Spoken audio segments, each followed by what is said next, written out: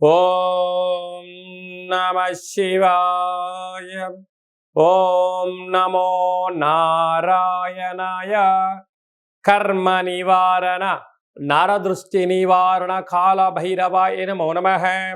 ఓం కాళకాలాయ విద్మహే కాళాతీతాయ ధీమహి తన్నో నరదృష్టి నివారణ కాళభైరవ ప్రచోదయాత్. హరి ఓం. మా ఛానల్కి స్వాగతం. చూస్తున్న వీక్షకులకు ప్రేక్షకులకు ప్రియ కాల భైరవ బంధువులకి స్వాగతం పలుకుతూ మమ్మల్ని ఎంతగానో ఆదరిస్తూ ఉండబడినటువంటి ప్రియ సోదర సోదరీమణులకు సనాతన ధర్మ సంరక్షకులకు జ్యోతిష్య అభిమానులు అందరికీ కూడా జ్యేష్ఠమాస అమావాస్య సందర్భంగా ఆ మహాదేవుడి యొక్క ఆశీస్సులు, కాలాన్ని శాసింపజేసే శక్తి కాలభైరవుడికి ఉంటుంది కనుక అందరికీ విద్యార్థులకు మంచి విద్య, ఉద్యోగస్తులకు ఉద్యోగము, వ్యాపారస్తులకు జనాకర్షణ, సంపూర్ణమైన వారు ఎవరైతే ఏ వృత్తులు అయితే చేస్తుంటారో అన్ని వృత్తులలో విజయం సాధించాలని కోరుకుంటూ మనసారా కాళభైరవ స్వామి వారిని కోరుకుంటూ ఆశీర్వచనం.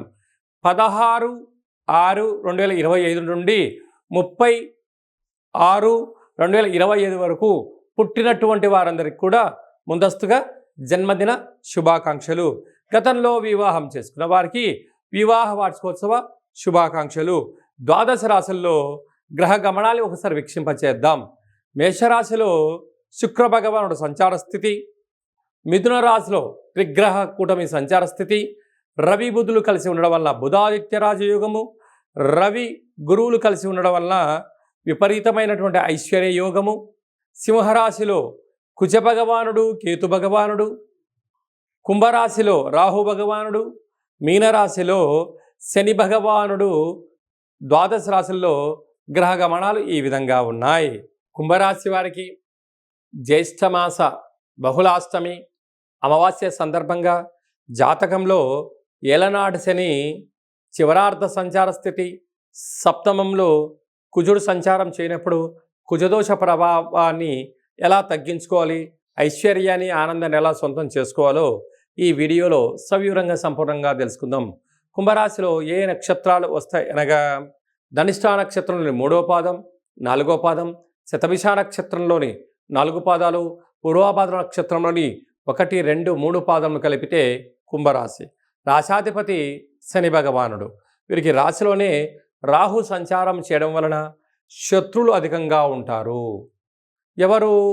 మీతో ఎవరైతే ఎక్కువ డబ్బులు తిని ఉంటారో, మీతో ఎవరైతే ఎక్కువ సహాయం పొంది ఉంటారో, వారు నా వాళ్ళు అని మీరు ఎప్పుడైతే అనుకుంటూ ఉంటారో వారే నీ ముందర నీకు వంగి వంగి దండాలు పెట్టడం, నీ వెనక మీకు వెన్నుపోటు పొడవడానికి కూడా సిద్ధంగా ఉంటారు. కనుక వీలైనంత వరకు రహస్య చర్చలకు, రహస్య మంతనాలకు, డాక్యుమెంట్లకు, లావాదేవీల విషయంలో వీలైనంత వరకు ఏకాగ్రత, ఏకాంతము అవసరమని చెప్పి మీరు బాగా గుర్తుపెట్టుకోగలగాలి. మీ యొక్క బలం, మీ యొక్క బలహీనత తెలిసిన వారే మిమ్మల్ని ఇబ్బందికి గురి చేసే పరిస్థితి అధికంగా ఉంటుంది. తస్మాత్ జాగ్రత్త. 2వ స్థానంలో శని భగవానుడు సంచారం చేయడం వలన దూరావాయు జల ప్రయాణాలు, ధనపరమైనటువంటి ఇబ్బందులు, విదేశాల్లో పెట్టుబడులు, లేకుంటే విదేశాల్లో ఉండబడిన వ్యక్తులతో స్నేహం చేయాలని చాలా మంచిదే. కానీ కొన్ని సందర్భాలలో కాలం కలిసి రానప్పుడు ఇబ్బంది గురయ్యే పరిస్థితి ఉంటుంది.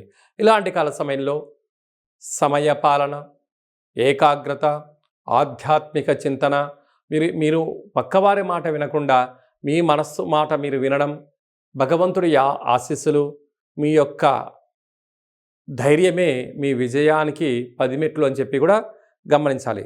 తృతీయంలో శుక్ర భగవానుడు ఉండడం వల్ల తల్లిదండ్రులతో, గురువులతో సఖ్యతగా ఉండండి, విజయాన్ని పొందే అవకాశాలు ఉంటాయి. పంచమ స్థానంలో ఆత్మకారకుడు రవి, బుద్ధికారకుడు బుధుడు, విద్యా ఉద్యోగ సంతాన కారకుడైన దేవగురు బృహస్పతి సంచారం చేయడం వలన వివాహ ప్రయత్నం చేసేవారికి వివాహ యోగము, వివాహమైన దంపతులకు పుత్రికా సంతాన యోగము, పిల్లల యొక్క చదువులు, పిల్లల యొక్క అభివృద్ధి, కెరియర్ని తీర్చిదిద్దడంలో కుంభరాశి వారు అద్భుతమైన విజయం మీరు సొంతం చేసుకోబోతున్నారు.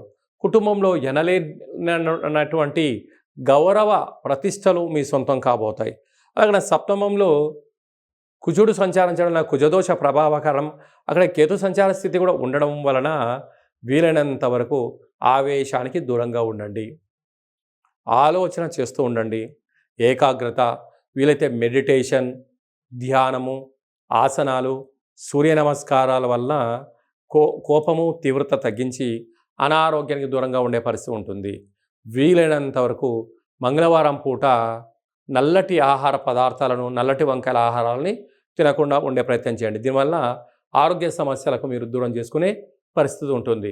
కనుక ఈ బహుళాష్టమి తిథి సందర్భంగా, అమావాస్య తిథి సందర్భంగా ఒక గుమ్మడికాయ కానీ, ఒక కొబ్బరికాయ కానీ చుట్టూ నల్ల రంగు కానీ ఆ బొగ్గును పూసి ఏర్పాటు చేసి కూష్మాండ దీపాన్ని, అంటే ఆ నీలమేఘ శ్యామం లాంటి దీపాన్ని, కూష్మాండ దీపాన్ని వెలిగించి కాలభైరస్వామిని స్మరించి ప్రవహించే నీటిలో కానీ దానం చేయడం వల్ల యోగదాయకం.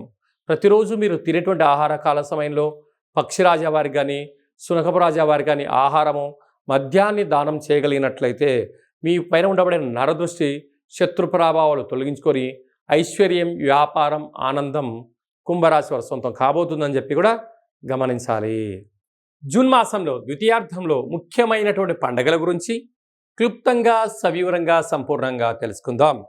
19వ తారీఖున జ్యేష్ఠమాస బహుళపక్ష అమావాస్య, అక్కడ విశేషంగా ఉత్తరాభాద్ర నక్షత్ర సందర్భంగా, మరియు 25వ తారీఖు 6/2025 జ్యేష్ఠమాస బహుళ అమావాస్య, అక్కడ బుధవారం రావడము, మృగశిర నక్షత్రము, ఆర్ద్ర నక్షత్ర సందర్భంగా మనము వీలైనంత వరకు స్వామివారి యొక్క స్మరణ, ధ్యానము, ఇంట్లో ఒక కూష్మాండ దీపాన్ని, లేక నారికేల దీపాన్ని, లేకపోతే నింబకుసుమ దీపాన్ని ఏర్పాటు చేసుకొని గతించిన పెద్దవారిని స్మరించి వారి పేరు పైన కాకి పక్షిరాజా వారికి కానీ, శునకపు మహారాజు గారికి కానీ, బ్రాహ్మణుడికి కానీ యథాశక్తిగా దానం చేయడం వలన సంపూర్ణంగా కాలాన్ని శాసింపజేసే శక్తి కాలభైరవుడికి ఉంటుంది. కనుక మనం ఏదైతే అనుకుంటున్నామో అన్నింటా విజయం మన సొంతం అవుతుందని చెప్పి గమనించాలి.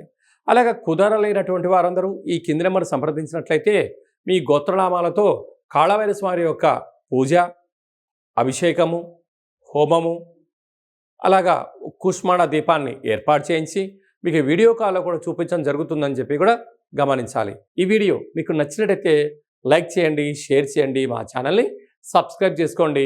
నేను చేస్తున్న ఆధ్యాత్మిక వీడియోలు అందరికన్నా ముందుగా మీరు తెలుసుకోవాలి, చూడాలి అన్నట్లయితే గంట సింబల్ ప్రెస్ చేయండి, పైన ఆల్ అనే బటన్ కూడా ప్రెస్ చేయండి. ఈ భక్తి సమాచారాన్ని భగవద్బంధువులకు, మిత్రులకు, స్నేహితులకు చేరవేయండి. కాళభైరస్వామి ఆశీస్సులు పొందండి.